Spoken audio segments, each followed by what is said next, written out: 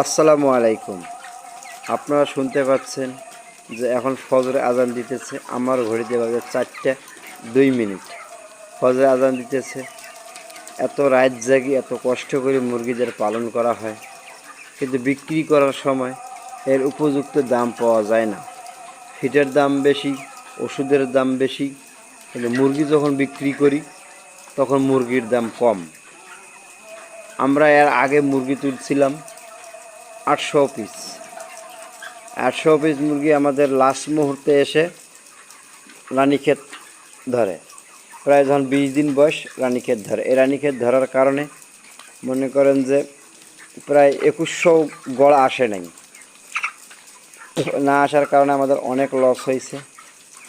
বাজারের মূল্য কম ছিল, 110 টাকা 15 টাকা কেজি বিক্রি করছি।